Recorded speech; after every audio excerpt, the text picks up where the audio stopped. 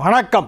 சனிக்கிழமை ஜூன் மாதம் 28ஆம் தேதி, விஸ்வாவசு வருஷம் ஆனி மாதம் 14ஆம் தேதி. இன்றைய நட்சத்திரம் பூசம். திதி வளர்பிறை சதுர்த்தி. யோகம் சித்த யோகம். தனுசு ராசிக்கு சந்திராஷ்டம நாள். ராகு காலம் காலை 9 மணி முதல் 10:30 வரை. யமகண்டம் மதியம் 1:30 முதல் 3 மணி வரை. குளிகை நேரம் காலை 6 மணி முதல் 7:30 மணி வரை. நல்ல நேரம் என்கின்ற சுப ஹோரைகள் காலை 7 மணி முதல் 8 மணி வரை, 10:30 முதல் 12 வரை, மாலை 5 மணி முதல் 7 மணி வரை. இன்றைய கிரக நிலவரம்: மேஷத்தில் சுக்கிரன், மிதுனத்தில் சூரியன் குரு, கடகத்தில் சந்திரன் புதன், சிம்மத்தில் செவ்வாய் கேது, கும்பத்தில் சனி ராகு. சுக்கிரன் ஒன்றை தவிர பாக்கி எல்லா கிரகங்களும் ரெவெண்டா இருப்பாருங்க. ரெண்டா ஒரு பேர்பேரா வருது. மிதுனத்தில் சூரியன் குரு, கடகத்தில் சந்திரன் புதன், சிம்மத்தில் செவ்வாய் கேது, கும்பத்தில் சனி ராகு. சுக்கிரன் மட்டும் மேஷத்தில் தனியாக. பாக்கி 8 கிரகங்களும் 4 வீடுகளிலே 2 கிரகங்களாக அமைந்திருக்கின்ற இது ஒரு விதமான ஒரு கிரக அமைப்பு. இது ஒரு ரேர். இது நன்மை தான் நடைபெறும். இனி தெரிஞ்சுக்கலாம் வாங்க. கோவிலில் இறைவனுக்கு அர்ச்சனை செய்யும் பொழுது நமது கோத்திரம், ராசி, நட்சத்திரம், பெயர் கூறிதான் அர்ச்சனை செய்ய வேண்டுமா? அப்போ தான் நல்ல பலன் கிடைக்குமா? சிலர் சாமி பேரில் பண்ணுங்க அர்ச்சனை என்று சொல்கிறார்கள். அது தவறா? தவறுன்னு சொல்லலை, பண்ணலாம். சாமி பேரில் பண்ணுங்கன்னு சொல்கிறது ஒன்றும் தப்பு கிடையாது. இவங்க பேரில் யாரும் அர்ச்சனை பண்ண மாட்டாங்க. எல்லாமே சாமிக்கு தான் பண்ணுவாங்க. நம்ம பேர் எதுக்காக சொல்கிறோன்னா, ஃப்ரம் அட்ரஸ் போடுறோம். ஃப்ரம் அடியேன் டு கடவுள் தான். யார் எது பண்ணாலும் கடவுளுக்கு தான் பண்ணுவாங்க. மனிதர்களுக்கெல்லாம் ஒன்றும் அர்ச்சனை கிடையாது. மனிதர்கள் கீழே கையெழுத்து போடுறல, இப்படிக்கு யுவர்ஸ் ஃபெய்த்ஃபுல்லி இவன் அப்படின்லாம் போட்டு கையெழுத்து போடுறோம்ல. இந்த மாதிரி ஒரு மனு கொடுக்கும்போது கீழே கையெழுத்துன்னு ஒன்று வேணும் இல்லை, மொட்டை கடிதாஸ் மாதிரி இருக்கும். அப்படி இல்லைன்னா நம்ம இறைவனுக்கு மனு கொடுக்குறோம். கடவுளே என்னை காப்பாற்று, என்னுடைய வீடு, என்னுடைய வீட்டில் உள்ளவர்கள், எனது மனைவி, மக்கள் எல்லாருடைய பேரு, நட்சத்திரம் எல்லாத்தையும் சொல்லி நாங்கள் எல்லாம் நல்லா இருக்கணும். எங்களுடைய விருப்பங்களெல்லாம் நிறைவேற வேண்டும். அறம் பொருள் இன்பம் வீடு என்னும் 4 வகை புருஷார்த்தங்களும் எங்களுக்கு கிடைக்க வேண்டும். தர்மார்த்த காம மோட்ச சதுர்வித பல புருஷார்த்த சித்தத்தம், இஷ்டகாமியார்த்த சித்தத்தம், சித்தித்த மனோரதா வாப்தியத்தம், தனகனக வஸ்து வாகன சித்தத்தம் அப்படின்னு நமக்கு என்னென்ன வேணுமோ அந்த பிரார்த்தனைகளை எல்லாம் இறைவனிடம் எடுத்து வைத்து அதையெல்லாம் எனக்கு கொடு என்று கேட்டு அதற்காக நாம் பிரார்த்தனை செய்து கொண்டு செய்கிறோம். அப்போ யார் செய்கிறார்கள்? அர்ச்சனை செய்கிறாங்கப்பா. கோயிலில் பூஜை பண்ணுற அர்ச்சகர் தட்டை வாங்கிட்டு போய் அவர் ஓம் சிவாய நமஹ பரமேஸ்வராய நமஹ அப்படின்னு அவர் அர்ச்சனை ஆரம்பிச்சிடுவார். யார் பண்ணுறாங்க அப்படின்னா நம்ம பண்ணுறோம் இல்லையா, நம்மளுடைய பேரை சொல்லணும். அதுக்கு தான் முதல்ல கையில் கொடுக்கும்போதே உங்கள் பேர், நட்சத்திரம், ராசி, கோத்திரம் எல்லாம் சொல்லுங்கன்னு கேட்டுட்டு நமக்காக பிரார்த்தனை பண்ணிட்டு அவர் பண்ணுறார். இதுதான் அதோடைய தத்துவம். இவங்க என்ன கேட்குறாங்கன்னா, இது யார்? லக்ஷ்மி வடுகநாதன், ராமாபுரம் ஆட்சி, சிவமய ஆட்சி. அவங்க என்ன கேட்குறாங்கன்னா, இது கம்பல்சரியா? Should we necessarily tell our name, rasi, gothram, star extra அப்படின்னா அப்படி இல்லை. இது ஒரு ப்ரொசீஜர். இது ஒரு விதமான ஒரு வழிமுறை. சில பேருக்கு அவங்க கோத்திரம்லாம் சரியாக தெரியாது, சில பேர் நட்சத்திரம் தெரியாது. யங்ஸ்டர்ஸ் நிறைய பேருக்கு அவங்க ஸ்டாரு, ராசியெல்லாம் தெரியாது. அப்போ என்ன பண்ணுவாங்க? வெறும் அப்படியே கொடுத்துட்டு பண்ணுங்க சாமிக்கு. இப்படி சாமி பேருக்குன்னு சொல்கிறதுல ஒரு மீனிங் கிடையாது. ஏன்னா எல்லாமே சாமி பேருக்கு தான், மனிதன் பேருக்கு பண்ண மாட்டாங்க. சாமி பேருக்கு செய்யப்படுகிறது. எந்த மனிதன் செய்கிறான், மனுஷன், மனுஷி, அவனுடைய பேர் என்ன அப்படிங்கிறது தான் அந்த கோவிலில் அர்ச்சனை பண்ணும்போது நம்ம கொடுக்குற டீட்டெயில்ஸு. அது சொல்லி செய்கிறதுனால நல்லது தான். சொல்லவில்லை என்றாலும் பாதகம் இல்லை. கடவுளுக்கு தெரியும் யார் பண்ணுறாங்க. எங்கள் ராமன் ஐயா வணக்கம். நீங்கள் மக்களுக்கு நல்ல பல கருத்துக்களை சொல்லுவதற்காக நன்றி. நானும் 2 கருத்துக்களை அறிய விரும்புகிறேன். சனிக்கிழமை நாளில் பெண் பார்க்க செல்லலாமா? போகலாமே. அது சனிக்கிழமை ஒன்றும் அதுக்கு ஒன்றும் தடை கிடையாது. கல்யாண முகூர்த்தம் சனிக்கிழமையில் வைக்க மாட்டாங்க, செவ்வாய்க்கிழமையில் வைக்க மாட்டோம். பெண் பார்க்க போகிறது சனிக்கிழமை போகலாம். சனிக்கிழமை சாயந்தரம் 5 to 7 நல்லா இருக்கும் ஹோரை, அப்போ போங்க. நான் காலையில் சூரியனை வணங்குவது உண்டு, மாலையில் சந்திரனை வணங்கலாமா? வணங்கலாம். நித்தியப்படியே சந்திர தரிசனம் பண்ணுற வழக்கம் உண்டு. பிள்ளையார் சாமிக்கு செம்பருத்தி பூ வைக்கலாமா? வைக்கலாம். யார் இது? வள்ளியூர் ரத வீதி, நெல்லை மாவட்டம், எஸ் கிருஷ்ணமூர்த்தி, வள்ளியூர். வைக்கலாம் சார், செம்பருத்தி பூ வைக்கலாம். நீங்கள் கேட்ட கேள்விகள் எல்லாமே நல்ல கேள்விகள். காலையில் சூரியனை வணங்குறேன், மாலையில் சந்தனம் வணங்கலாமான்னு கேட்குறீங்க. செம்பருத்தி பூ வைக்கலாமான்னு கேட்டுக்கிங்க. இன்னொன்று வந்து சனிக்கிழமையில் பெண் பார்க்க செல்லலாமா? செல்லலாம். 100 இடம்பொறி சங்குகள் கிடைக்கும் இடத்தில் ஒரு வலம்பொறி சங்கு தான் கிடைக்குமாம். 100 வலம்பொரி சங்கு கிடைக்கும் இடத்தில் இன்னொரு வகையான அபூர்வ சங்கு கிடைக்குமாம் என்றும், அதே போல் 100 கிடைக்கும் இடத்தில்தான் விஷ்ணு கையில் வைத்திருக்கும் பாஞ்சஜன்யம் என்னும் சங்கு இருக்கும் என்றும், குருட்சேத்திர போரில் பயன்படுத்திய அதே போன்ற திருப்பதியிலும் பெருமாள் கையில் இருக்கிறது. 5 சங்கு போன்று இருக்கும், அதுதான் பாஞ்சஜன்யம் என்கிறார்கள். லட்சுமி வடுகநாதன். இல்லை, நீங்கள் வலம்பொரி சங்கு ரொம்ப விசேஷமானது. பெருமாள் கையில் வச்சிருக்கிற அந்த பாஞ்சஜன்யம் போன்ற அதே போன்ற சங்கு எங்கே கிடைக்கும்னு கேட்குறீங்க. திருப்பதியில் இருக்குன்னு சொல்கிறீங்க. எனக்கு வந்து அதை பற்றி நாலேஜ் இல்லை. வலம்பொரி சங்கு நாங்கள் எல்லோரும் வீட்டில் வச்சுக்கோம். அதில் தான் பால் விட்டு அபிஷேகம் பண்ணுவோம்.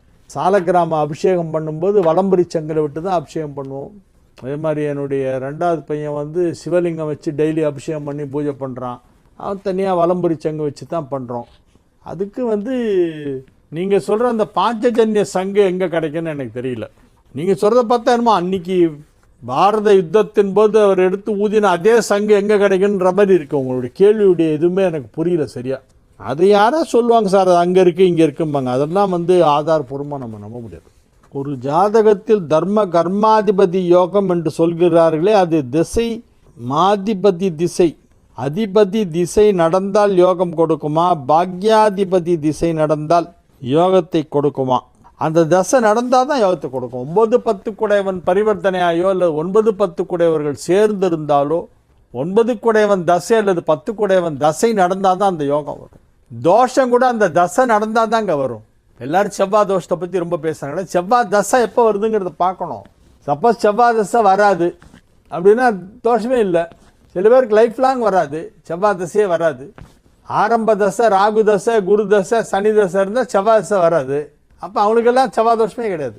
புரியுதுங்களா? அந்த தசை நடக்கும் பொழுது தான் நல்ல விஷயமா இருந்தாலும், யோகமாக இருந்தாலும் சரி, இல்லை தோஷமாக இருந்தாலும் சரி, யோகம் தோஷம் ரெண்டுமே எப்போ கிடைக்கும்? அந்த குறிப்பிட்ட கிரகத்தின் தசை நடந்தால்.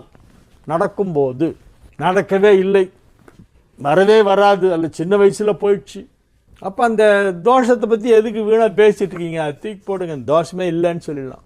அதே மாதிரி தான் யோகங்களும். தசை நடந்தால் தான் யோகம். சில பேர் சொல்லுவாங்க, சார் எனக்கு குரு உச்சம், குரு தசையில் ஓஹோன்னு இருப்பேன்னு சொல்லிட்டார் ஜோசியர். நான் குரு தசை எப்போ வருதுன்னு கணக்கு போட்டு பார்த்தா அது 72 வயசில் வரும். அப்படி என்னது ஓஹோ 72 வயசில்? எந்த ஏஜில் வருதுன்றது ரொம்ப முக்கியம். கோபாலன், புதுத்தெரு. வெளிநாட்டில் உள்ள குழந்தைகளுக்கு குலதெய்வத்திற்காக அங்கேயே முடி இருக்கலாமா? இங்கே தான் வரணும், அதுக்கு ஒரு ட்ரிப் வந்துட்டு போக சொல்லுங்கள். வெளிநாட்டில் இருக்கிறவங்களா இருந்தால் என்ன, இந்தியாவுக்கு வந்து குலதெய்வம் கோயிலுக்கு போய் தான் குழந்தைக்கு முடிய இருக்கணும். நம் நாட்டிற்கு வந்து தான் முடியிருக்க வேண்டுமா? கண்டிப்பாக. என்ன கோபாலன் சார் நீங்கள் போய் இப்படி கேட்குறீங்க? மயிலாடுதுறை கோபாலன் நல்ல தெள்ள தெளிவாக பல விஷயங்களை சொல்லக்கூடியவர். ஃபாரினில் உட்காந்து முடியறக்கினா அது எப்படி சார் குலதெய்வத்துக்கு முடியறக்கினதா? அது எப்படி சார் கன்சிடர் பண்ண முடியும்? அடுத்து நல்ல கேள்வி. ஐயா, காய்ச்சிய பால், பச்சைப்பால் இரண்டில் எதை பிரசாதமாக வைப்பது? காய்ச்சின பால் தான். காய்ச்சின பாலில் சுண்டை காய்ச்சி சர்க்கரை போட்டு அதைத்தான் சாமிக்கு நைவேத்தியம் பண்ணிவிட்டு எல்லாருக்கும் கொஞ்சம் கொஞ்சம் எடுத்துக்குவாங்க. ஒரு 1/2 டம்ளர் பாலை நைவேத்தியம் பண்ணிட்டு ஆளுக்கு கொஞ்சம் கொஞ்சம் எடுத்துக்குவாங்க. ஒரு வை நைவேத்தியம் பச்சைப்பால் பண்ண மாட்டாங்க, காய்ச்சின பால் தான். பச்சைப்பால் அபிஷேகம் பண்ணலாம்.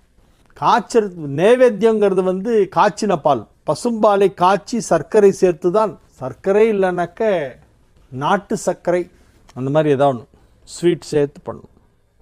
மடத்தின் அதிபதியாக இருப்பவர்கள் மடாதிபதி என்று அழைக்கப்படுகிறார்கள். அதே சமயம் அவர்கள் அங்குள்ள பீடங்களை தொட்டு வணங்கி பூசை செய்யும் உரிமை கொண்டு உள்ளார்கள்.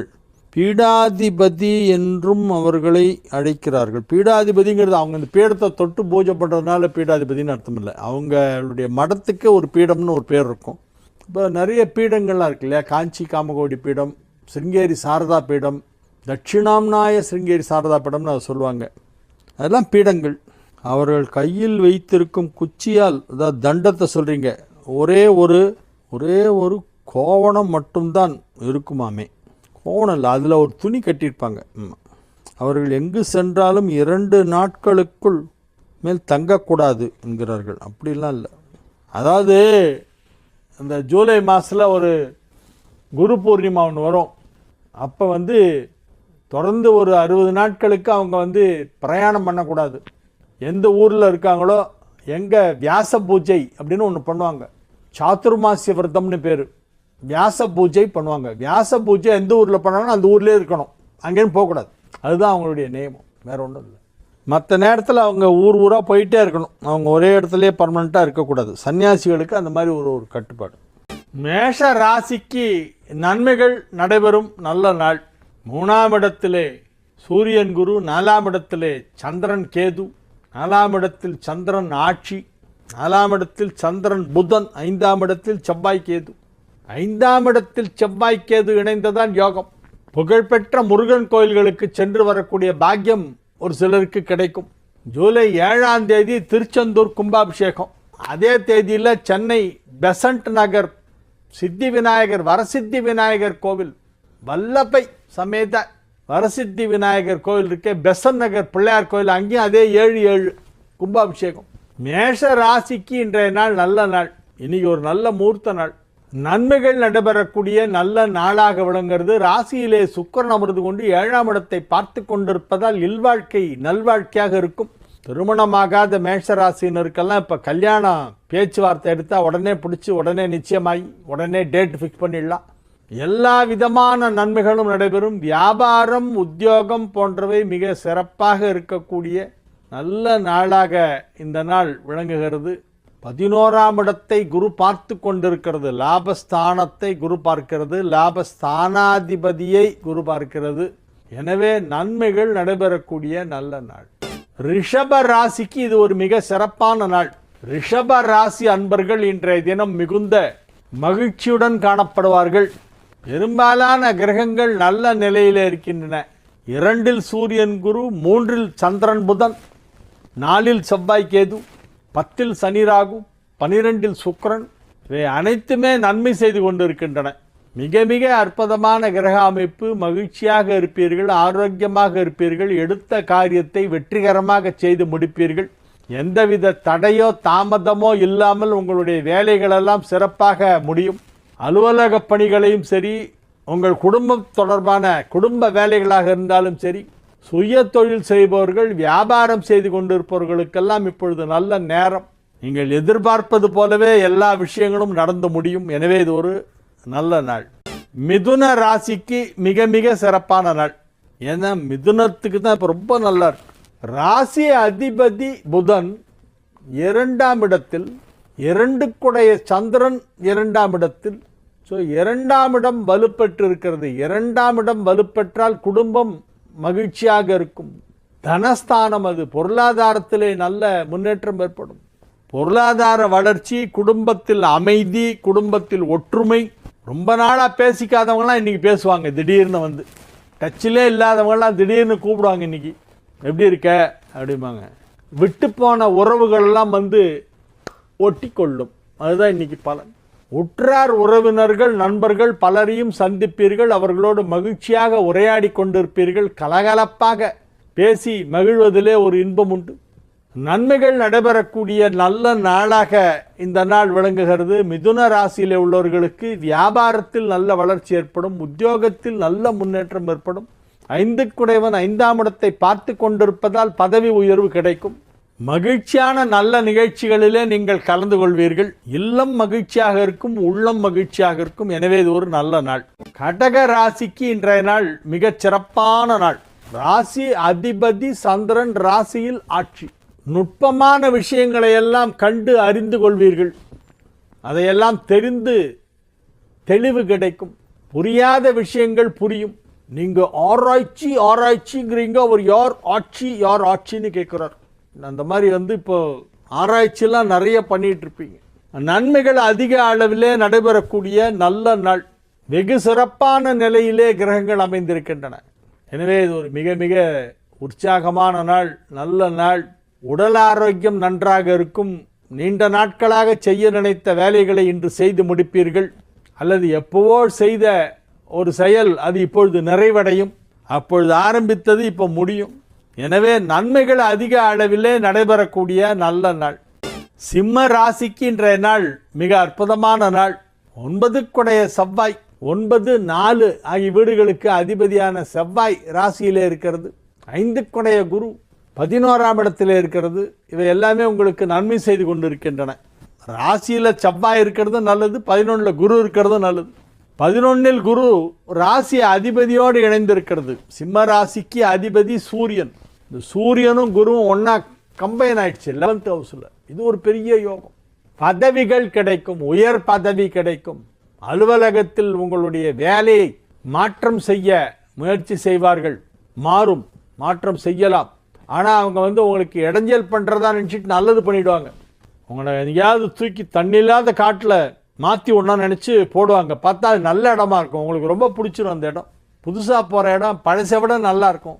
எனவே நன்மைகள் அதிக அளவில் நடைபெறுகின்ற நல்ல நாளாக இந்த நாள் விளங்கும். இது ஒரு மகிழ்ச்சியான நாள். எல்லா விதமான நன்மைகளும் நடைபெறக்கூடிய நல்ல நாளாக இந்த நாள் விளங்கும். கன்னி ராசிக்கு இன்றைய நாள் மிக சிறப்பான நாள். 8 சுக்கிரன். எனவே குடும்ப வாழ்க்கை மகிழ்ச்சியாக இருக்கும். மறைவு ஸ்தானங்களிலே சுக்கிரன் இருந்தால் இல்லறம் நல்லறமாக இருக்கும். 12, 8 சுக்கிரன் இருக்கிறவங்களாம் பார்த்தீங்கன்னா ஃபேமிலி லைஃப் அது பாட்டில் பீஸ்ஃபுல்லாக போயிருக்கு, எந்த பிரச்சனையுமே இருக்காது.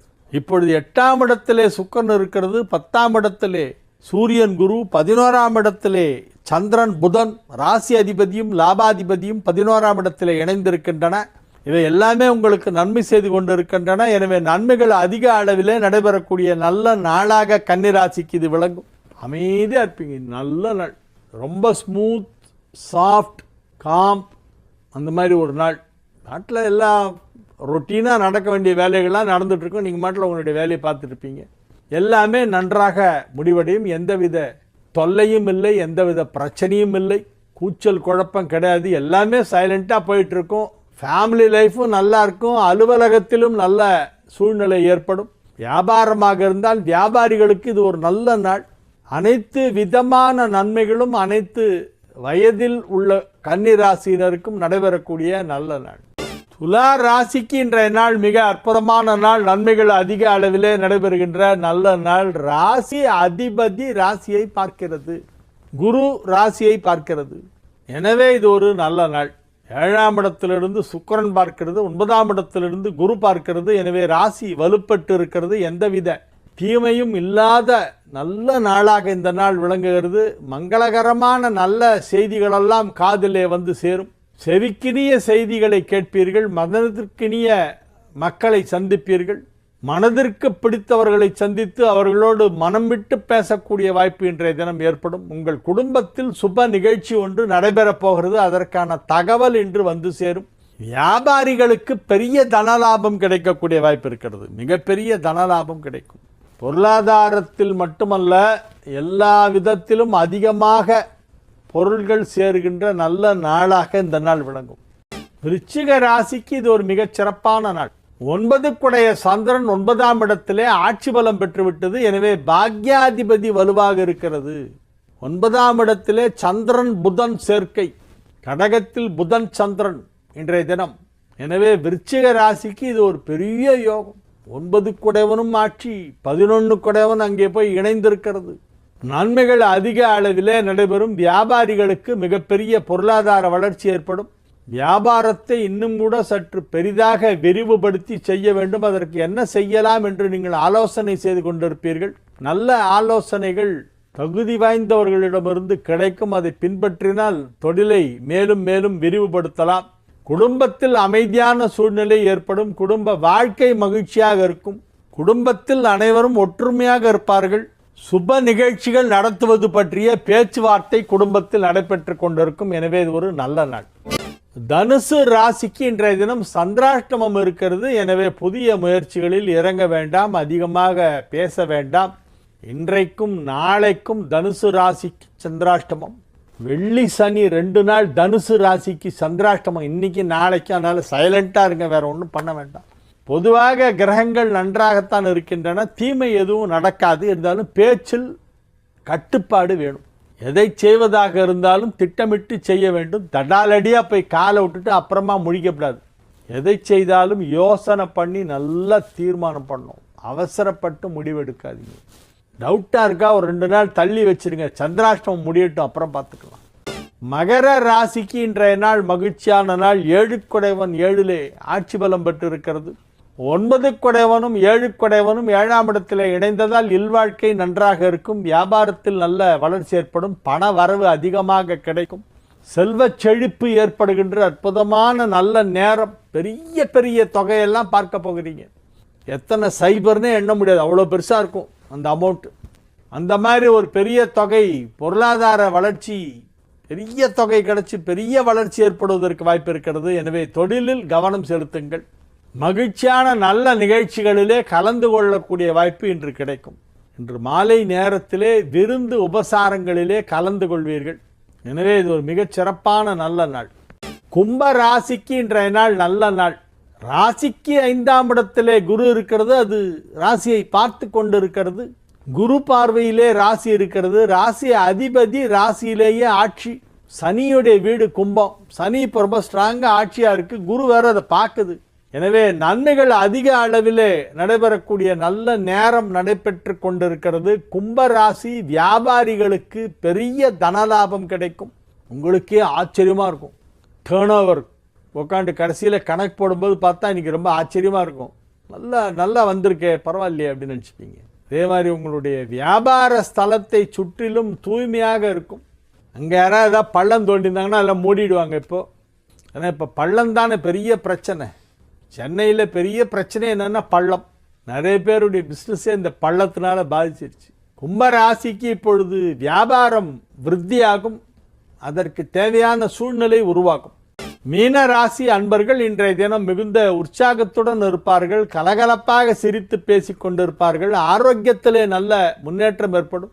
வியாபார வளர்ச்சி மிக சிறப்பாக இருக்கும். திருமண வயதில் உள்ள மீனராசினருக்கெல்லாம் இப்பொழுது திருமணம் பேசி முடிக்கப்படும். நிச்சயதார்த்தம் நடக்கும். இன்னும் ரொம்ப ஷார்ட் பீரியட்ல. 5ஆம் இடத்திலே நன்மை செய்யும் 2 கிரகங்கள் ஒன்றாக இணைந்திருக்கின்றன. 5 குடைய சந்திரன் ஒன்று, இன்னொன்று 4, 7 குடைய புதன். எல்லாம் 5ல் வந்து சேர்ந்திருக்கு. ரொம்ப நல்ல நேரம். நன்மைகள் அதிக அளவில் நடைபெறக்கூடிய நல்ல நாளாக மீனராசிக்கு விளங்குகிறது. திருமண வயதில் உள்ளவர்களுக்கு திருமணம் நிச்சயிக்கப்படும். கல்வி பயிலும் மாணவ மாணவியர் மேல் படிப்பில் இப்பொழுது நன்றாக சிறந்து விளங்குவார்கள். மகிழ்ச்சியான நல்ல நிகழ்ச்சிகளிலே கலந்து கொள்ளக்கூடிய நாளாக இந்த நாள் விளங்கும். வாழிய செந்தமிழ், வாழ்க நற்றமிழர், வாழிய பாரத மணித்திருநாடு. வந்தே மாதரம், வந்தே மாதரம், வந்தே மாதரம். மீண்டும் நாளை